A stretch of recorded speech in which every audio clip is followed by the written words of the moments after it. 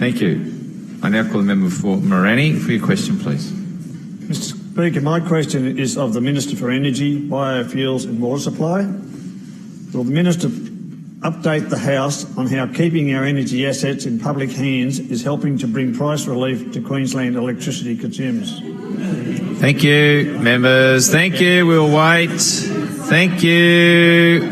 Thank you, everyone. Thank you. Thank you. I now call the Minister. Thank you very much, Mr Speaker, and I thank the member for Morani for his question, who is a great supporter of our energy sector throughout his electorate there. And I know he's a great supporter of public ownership, as is every member of the Palaszczuk government, Mr Speaker. And wasn't it revealing that as he asked the question, the opposition LNP were laughing at the question, Mr Speaker? Because every time they get up to talk about energy, they ridicule public ownership, Mr Speaker. They ridicule public ownership. Mr Speaker, when we took office, the wholesale electricity price was the highest in Australia, Mr Speaker, because of 3 years of the Newman government, when the member for Clayfield was the Treasurer.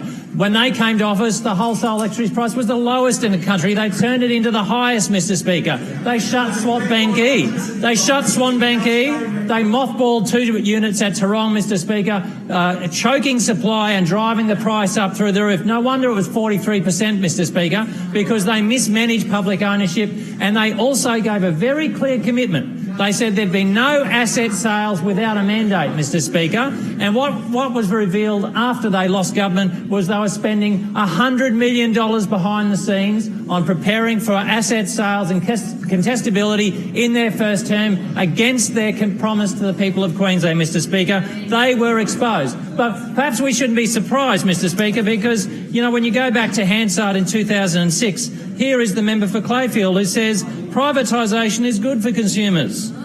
One has to ask, why not sell the poles and wires as well? Why not sell the generators as well? This is the member for Clayfield 11 years ago.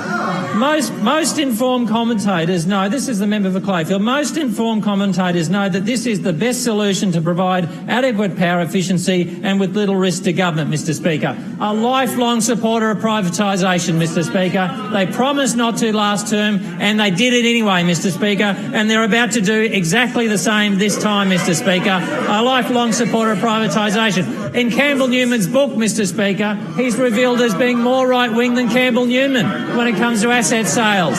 More right-wing than Campbell Newman on asset sales. And, of course, remember his record, Mr Speaker, as Treasurer. He tried to cut concessions to 435,000 seniors and pensioners in Queensland, Mr Speaker, only 3 years ago, Mr Speaker.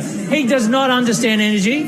He had to change that within 24 hours because there was a riot right across this state, and rightly so, Mr Speaker. He condemned solar users as latte sippers and champagne drinkers. Mr Speaker, he recruited Campbell Newman into the Brisbane City Council. I remember I was there, Mr Speaker, with Caltabiano, and he brought him into this place. They are peas in a pod, Mr Speaker. They are cut from the same cloth. He's a cutter, he's a sacker, he's a seller, and he'll do it again. Thank you. Time's expired. Thank you, members. Thank you. I call the member for Warrego for your question, please.